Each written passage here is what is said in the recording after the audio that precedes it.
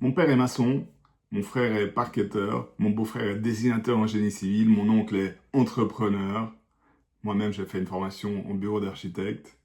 Bienvenue à tous sur Chantier Talks. Je suis Massimo et je suis content de vous trouver ici. Chantier Talks, c'est le podcast de Chantier Magazine. Chantier Magazine, le magazine des pros de la construction en Suisse romande.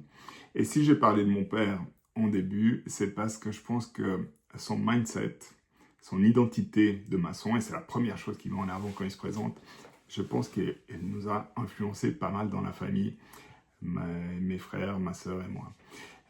Petite anecdote, c'est pendant l'enfance, c'est les vacances en Sicile pour finir de construire la maison. Donc les vacances en Sicile, c'était le matin chantier et l'après-midi plage, si on avait donné un coup de main, si on avait avancé. Donc même si c'était les années 8 ans, donc 4, 5, 6, 7 ans, eh bien, on peut donner un coup de main à cet âge-là. On peut porter des briques, on peut mélanger du ciment, on peut verser de l'eau, pousser une brouette, porter des tuiles. Donc, il y avait toujours des choses à faire. Et ça continue. Parce que mon père, aujourd'hui, il a 80 ans, eh ben, il a toujours ce mindset d'aller chercher quelque chose à faire, à améliorer. Et chez lui, ben, il y a toujours un chantier en cours. Il y a toujours un bout de mur qu'il faut casser, qu'il faut refaire, un bout de carrelage à placer, un petit auvent qu'il faut améliorer. Ma mère est désespérée, mais c'est comme ça. Il a cette niaque de vouloir chercher à améliorer, de vouloir faire, et la plupart du temps, de regarder ce qu'il peut faire avec ses mains.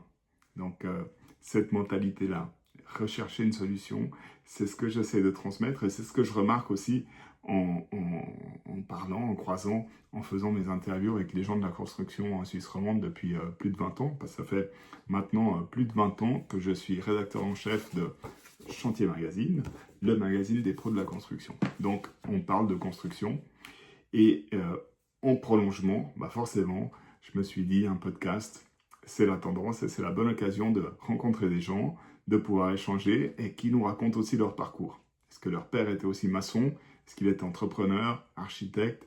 D'où est venue cette envie de concevoir, de construire, de chercher des solutions? Et ça, c'est le message qu'on aime bien transmettre avec Chantier Magazine. Chantier Magazine, il présente les chantiers les plus importants, les plus intéressants, qui sont autour de nous ici dans notre région. C'est une région tellement dynamique pendant toutes ces dernières années que ça va être vraiment un régal de montrer tous ces beaux projets. Et puis, il y a cette idée aussi de promouvoir les métiers de la construction, de montrer ce qu'on fait, d'expliquer. Et pour la plupart des gens, les chantiers, c'est des bouchons, des embêtements sur la route, des nuisances, mais en réalité, quand on va derrière, ben, on voit un cumul, une somme de connaissances, de compétences, un travail d'équipe exceptionnel. Et ça, je trouve vraiment que c'est quelque chose à mettre en avant, et c'est beau de travailler dans la construction. Alors des fois, les gens sur le terrain, ils vont dire que c'est pas tout à fait comme ça, mais moi, je garde le mindset de dire oui, on est tous ensemble, on tire à la même corde, on n'est pas là pour tirer la couverture à soi, mais plutôt pour agir ensemble pour le projet. Donc ça, c'est l'idée que je transmets et c'est comme ça que je parle de la construction. Donc, si vous êtes aussi partie de la construction, mettez un petit pouce, abonnez-vous à notre chaîne Chantier Talks, c'est pour parler de la construction ensemble. J'aime bien dire la vie est un chantier, c'est un peu le sous-titre de cette chaîne parce que c'est comme ça, on a toujours des projets, on a toujours envie. Avant de lancer cette chaîne, j'ai beaucoup réfléchi, j'étais pas sûr de le faire, je me suis dit c'est beaucoup de boulot, est-ce que je vais faire? Et puis on commence à réfléchir à des choses qui soient nickel, nickel, nickel, en s'inspirant des meilleurs. Alors c'est bien de s'inspirer des meilleurs, mais un ami, mon ami Giuseppe, m'a dit, et il me dit souvent, fait est mieux que parfait. Donc vaut mieux se lancer, faire quelque chose, et puis dès qu'on fait quelque chose, eh ben, il se passe des trucs. Et moi, je suis super reconnaissant parce que dès que j'ai commencé, j'ai pu rencontrer des gens mais exceptionnels. J'ai rencontré, je vous le dis là comme ça, j'ai rencontré Pierre Demeron, donc Herzog et Demeron, bureau d'architecte mondial, quoi, parmi les stars de l'architecture de ces dernières années. Herzog et Demeron, pour l'inauguration du siège de Lambarodier. J'ai pu interviewer Pierre Demeron en toute simplicité, en toute sympathie. Il nous a raconté un petit peu de son parcours. Il a pris un stylo, il a fait quelques croquis. Vraiment super disponible. C'était vraiment pour moi un moment génial. qui m'a beaucoup encouragé. Et vous pouvez aller voir les vidéos, je vous invite à aller voir et à partager. Et j'ai pu rencontrer après Carole Hübscher, CEO de Caran-d'Ache. Voilà, on se plonge dans autre chose.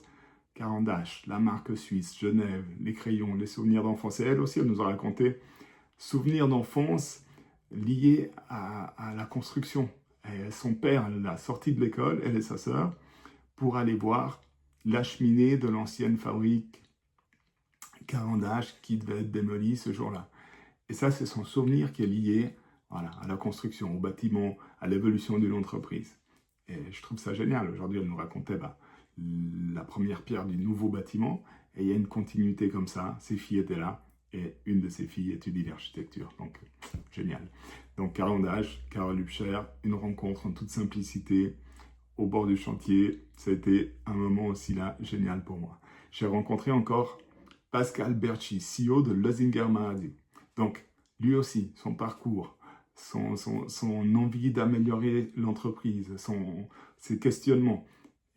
De nouveau, en toute spontanéité, j'ai trouvé des gens géniaux qui sont dans la construction et qui n'ont peut-être pas souvent l'occasion de se raconter parce qu'on voit leur chantier, on voit leur bâtiment, on voit ce qu'ils font, leurs produits, mais quel est leur lien à la construction? Quel est leur lien à l'architecture? Quel est leur parcours? Qu'est-ce qui les anime? Qu'est-ce qui les a fait arriver jusqu'ici? C'est ce qu'on a envie de raconter, c'est ce que j'ai envie de raconter, et avec vous aussi, parce que probablement vous êtes dans le milieu de la construction en Suisse romande, et donc on aura peut-être l'occasion de faire une interview ensemble. En tout cas, on est ouvert, on est prêt à vous recevoir. Donc abonnez-vous, Chantier Talks. Bien sûr, on fait ça pour la passion. Je ne pense pas qu'on va gagner beaucoup d'argent avec cette chaîne, mais c'est l'idée de partager. Et puis, on avance comme ça. Si votre entreprise veut sponsoriser, on fera une petite capsule. On fera quelque chose ensemble qui sera bien fait. Et on pourra parler de votre produit ou de votre entreprise, de vos services. Donc, on est ouvert à ces solutions de communication aussi pour vous. Donc, abonnez-vous. Rendez-vous bientôt pour les prochaines vidéos. Allez voir celles qui sont déjà en ligne. On a fait plusieurs playlists. Il y a les reportages terrain, il y a l'architecture internationale, il y a les choses un peu plus insolites. Donc allez regarder, je trouve que c'est assez sympa. Et à bientôt, quoi. Abonnez-vous et il y aura bientôt des autres vidéos. Bye!